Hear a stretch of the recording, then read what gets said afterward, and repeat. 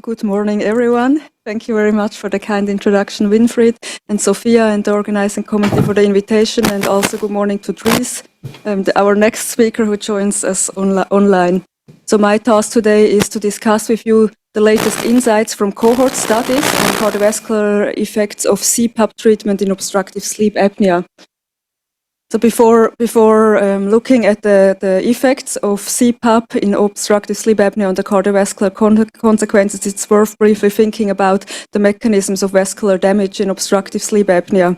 And we have these intrathoracic pressure swings, the recurrent arousals, and most important driver of vascular damage, intermittent hypoxemia, which results in sympathetic activation, acute blood pressure rises, and in the end, sustained elevated blood pressure, and the end stage is then endothelial dysfunction, so the early reversible precursor of atherosclerosis.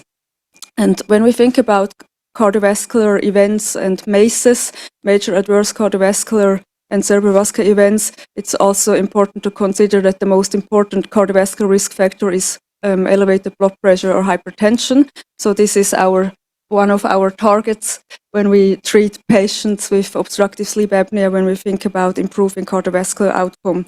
And here you see a 24-hour blood pressure profile of a patient with hypertension who measures his blood pressure at home. And as you see here, during the daytime and in the office, in the doctor's office, in this normotensive, but during the night, you see that not only there is a lack of the dipping pattern, you even have a reverse dipping, a blood pressure increase during the night. And this is something that is commonly observed in obstructive sleep apnea.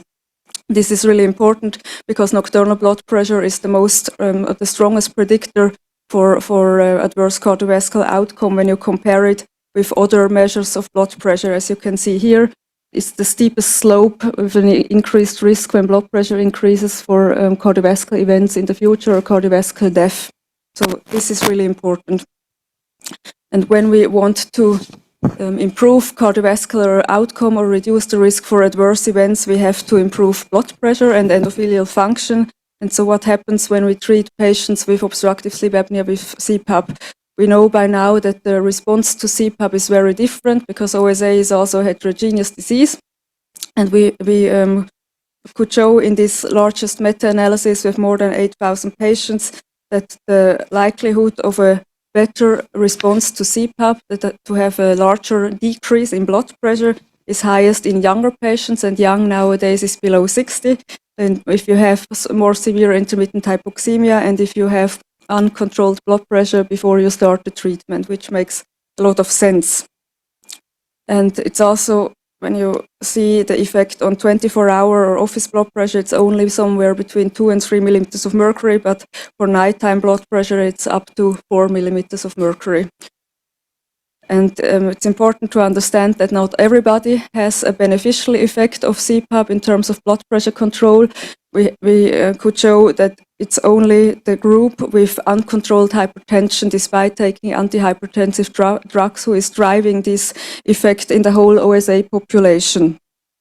And this we have to keep in mind when we think about reducing cardiovascular risk. So we have to select patients properly when this is, usually we treat patients with CPAP due to symptoms, but when we want to improve cardiovascular outcome, we have to select the patients properly. So let's move to hard cardiovascular endpoints, MACEs, major adverse cardiovascular events. And this is the landmark study. It's an observational study with a follow-up of more than 10 years, including healthy control snorers, patients with treated and patients with untreated obstructive sleep apnea that were followed for more than 10 years. And you see here that the odds ratio for fatal and non-fatal cardiovascular risk is way higher in patients with untreated severe obstructive sleep apnea compared to treated, if the treated ones are the blue ones. So this is the background for the hypothesis to, first of all, to say that there is adverse cardiovascular outcome in severe obstructive sleep apnea, but also to say you can improve it with when patients are treated with CPAP. Then the first thing to do was to do randomized controlled trials. And this is very challenging because it's difficult for ethical reasons to include patients and randomize them to a control group for years. But you need a follow-up for several years if you want to look at hard cardiovascular endpoints. And this is the SAFE study. One of the 3 or 4 secondary prevention in randomized controlled trials in obstructive sleep apnea on CPAP effects, and this was neutral. But the problem was, or is, that there were patients who already had a stroke or a heart attack. So it's about secondary prevention. Most patients did not have high blood pressure at the beginning, and you saw before that it's only those with uncontrolled blood pressure who have a beneficial effect of CPAP on blood pressure control.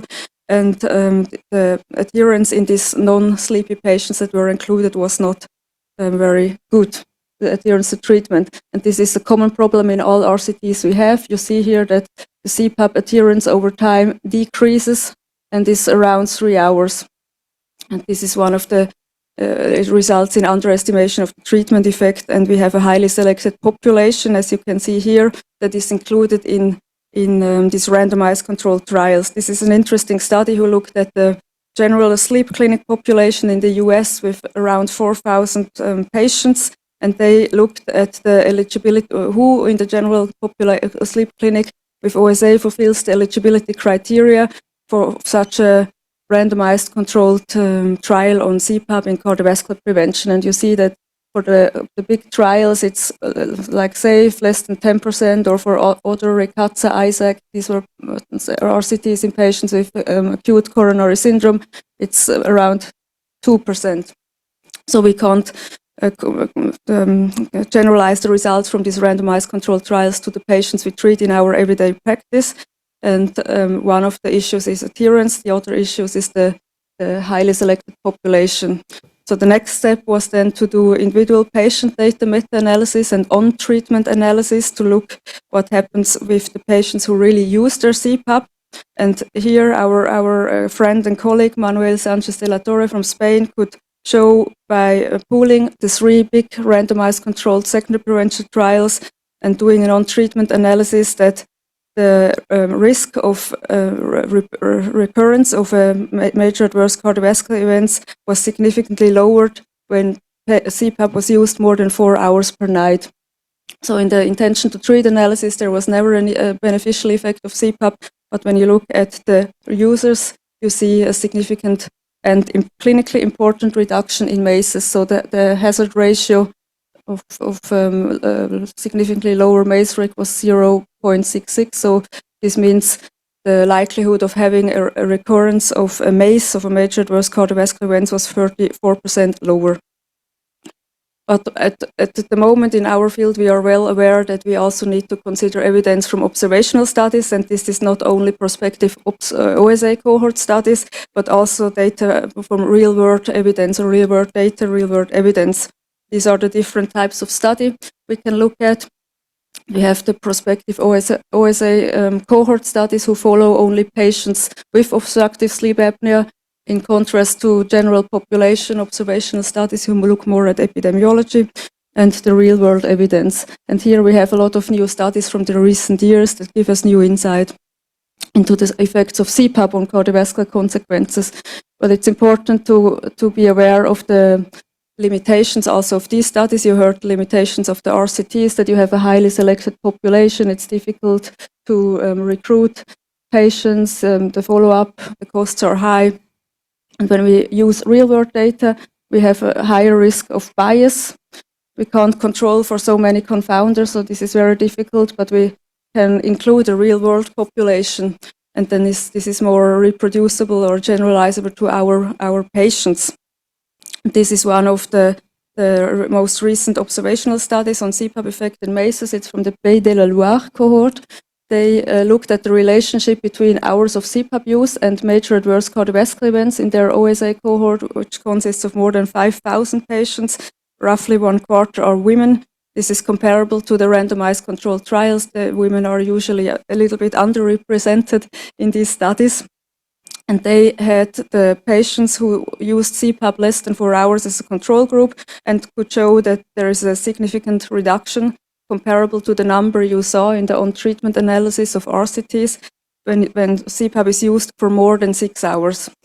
And this is an important cutoff also in other studies. More than 4 hours is obviously not good enough, so you have more benefit if you use it for 6 or 7 hours. And this is a study from the United States, very large study, almost 1 million of patients with OSA. It's real-world evidence, so they looked at the Medicare data and the death mortality registry of the United States. In this more than 800,000 patients, 44% were women. They were followed up for 3 years, and they could show, they compared patients with OSA who had a documentation of CPAP initiation compared to those who did not start CPAP, and found again a significant reduction in the CPAP group of mortality and also of MACE. And if you look at the hazard ratio, you see, and it's a very important reduction by 47% in mortality in the CPAP group. So we have different types. You saw a cohort study, and you saw real-world evidence from different areas in the world. And this is now France, a very important study who looked at the CPAP termination and the all-cause mortality, also by using real-world evidence or real-world data. And they found that the continuation of CPAP was also associated with a significant risk reduction in all-cause mortality. And again, you see a hazard ratio of around 0.6, so a different population and the same result. CPAP discontinuation was associated with a higher risk of mortality during the follow-up of around 3 years. And this is still in France. This is also important to consider that it might be worth to give patients a second chance to start CPAP once they terminated their therapy or discontinue it. They showed that 1/4 of patients who did a first CPAP termination wanted to resume it or start it again, and of these, during the first year, 65% were adherent or were continuing. This is an important number to consider, and in this around 10,000 patients that continued in the second time for at least 1 year, with a propensity matched to those that discontinued, the mortality was significantly lower in the CPAP continuation group. And the hazard ratio, this is very interesting, is again 0.6. Different population, different study, same result. And this is Spain. This is OSA cohort study, an observational study who looked at the CPAP effect on mortality and MACE with around 3,600 patients followed up for 4 years. And they found also that CPAP users had a lower risk of cardiovascular death and MACEs, and the hazard ratio 0.6. Different population, same result. And when we talk about MACE, we always consider combined endpoints. So it can be a stroke, it can be a cardiovascular death, it can be a heart attack. But probably the outcome so the effect of CPAP is not the same for cardiovascular and cerebrovascular consequences. So it's interesting to look at what is driving this effect when we look at MACE and all-cause mortality, and the most important effect is seen on stroke risk reduction. This is also something that has consistently been shown in different studies. And this is the final study I would like to share with you. This is a meta-analysis on mortality recently published in The Lancet, or this year published in The Lancet Respiratory Medicine. The colleagues combined RCTs and all these important observational studies and real-world evidence. And you see that overall the RCTs, the effect of CPAP in RCTs on mortality and cardiovascular mortality was neutral, and the real-world and observational studies usually showed a clinically relevant and significant improvement. And they concluded in the end, by combining this data, that the cardiovascular mortality is significantly reduced in the CPAP group compared to the non-CPAP group. And this is really important for our field, because for many years we were disappointed or had not evidence to support this important part of this important indication for treatment also. And sorry, this was not the last study. This is the last study I would like to show you. So we understand better how to typify or phenotype and the heterogeneous OSA population. And the important marker when looking at the association of obstructive sleep apnea with cardiovascular consequences is hypoxic burden, which quantifies the OSA-specific intermittent hypoxemia. And many studies have shown that there's a better, stronger association between hypoxemic burden compared to other OSA severity markers with cardiovascular outcomes. And this was used here in this analysis, secondary analysis of an RCT from Spain that was neutral when this is the ISAC study, who included non-sleepy patients with moderate to severe obstructive sleep apnea who had acute coronary syndrome. They were assigned to CPAP or the control group, and the CPAP had no effect on cardiovascular risk reduction or on MACEs. But when they divided the population who received CPAP into a high hypoxic burden and a low hypoxic burden based on the median, then they found a significant beneficial effect of CPAP in risk reduction in the high hypoxic burden study. So this is also something that is important, that we have to select the patients better, those with uncontrolled blood pressure, those with severe intermittent hypoxemia, if you want to do future studies in the at-risk population. So let me summarize this for you, this big topic on CPAP effects on major adverse cardiovascular and cerebrovascular events. So we know now that mortality and MACE risk may be reduced in patients with obstructive sleep apnea who are good CPAP users or adherent to treatment. This has not been shown in the intention to treat analysis of secondary prevention RCTs. We don't have primary prevention RCTs so far. But when doing an on-treatment analysis of these secondary prevention RCTs, it has also been shown, even in secondary prevention in RCTs, that we have a beneficial effect of CPAP on risk reduction of MACEs. And it has also been shown in post-hoc analysis, the last study you saw, that if we look at the right subgroup of patients with OSA, those with more severe intermittent hypoxemia, that there is a beneficial effect. And we have seen in observational studies, both OSA cohorts and in real-world evidence, that we have a significant risk reduction of cardiovascular events if patients are treated with CPAP.